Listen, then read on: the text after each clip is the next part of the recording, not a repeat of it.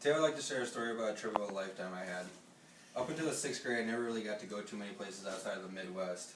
My family and I drove to Florida when I was very little, but I was too young to remember the majority of the trip. So when my parents approached me about a trip that was up and coming, that didn't consist of a few-hour drive out of Wisconsin, my eyes lit up. Generally when you hear the word vacation, beaches and hot weather are often associated with it. But once my parents told me where we were going, this wasn't the case. We were going to Alaska, and needless to say, I was ecstatic. We were going to visit my aunt and uncle who lived in Anchorage. My uncle lived there his whole life. He's a very well-known person in the area and has seen and experienced everything there is in Alaska. I saw this as a huge positive because I was basically going to have my own personal tour guide. With that said, this trip was something I was really looking forward to, and I'd like to go in a little bit more detail of what we did.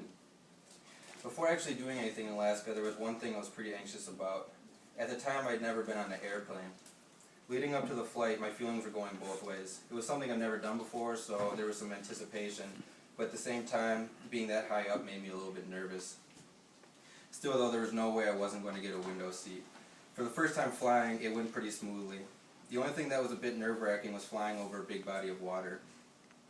But that feeling was quickly overtaken once we started to descend, where I could see the Alaskan landscape from above. The mountains, the rivers, lakes, hills, trees, all with the evening sunlight reflecting off of it, I was instantly amazed. It was a great way to begin the trip.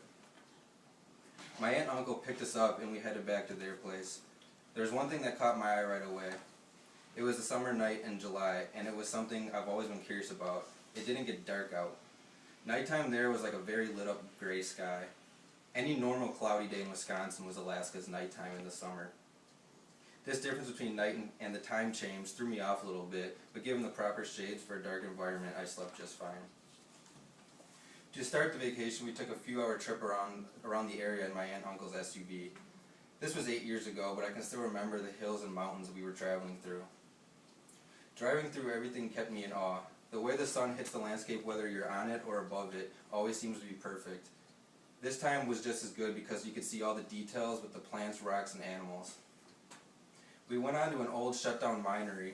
We got out and walked through it and checked out the nearby museum. It may not sound like the most exciting thing in the world, but given the history and how everything was still in place, it was still a pretty cool thing to see. After that, we continued upward in the mountains, and it was easy to notice the sudden change in weather. It went from 80 degrees and sunny to a cloudy, moist weather. After eating in a really cool restaurant in the mountains, then we headed back home.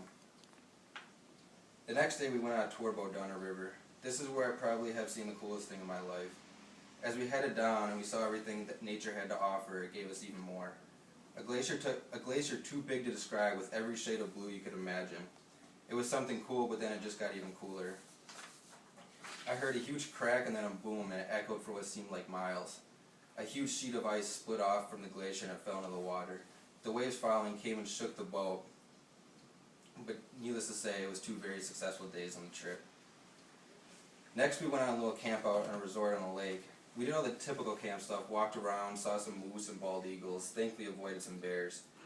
I was then told I was going fishing the next day, so I said, okay, cool. But I never expected to be woken up at 4 in the morning. It was cold and I was tired and miserable, thinking, what did I get myself into?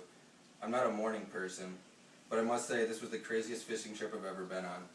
I've gone fishing hundreds of times in my life, but there was nothing like this. We were fishing on a river for salmon. We were one of the few boats on the river, but as I noticed the morning progressed, more and more boats were filling in. Before I knew it, the river was packed with more boats than I've ever seen at once.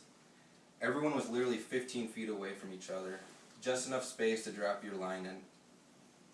Oddly enough, on my first cast I got a bite, but I had no idea what I just got myself into.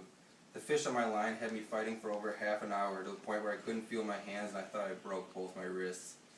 Once I got near the boat, I needed everyone's help to pull her in. Once she was in, I fell over and just laid there for a few minutes because I was that tired.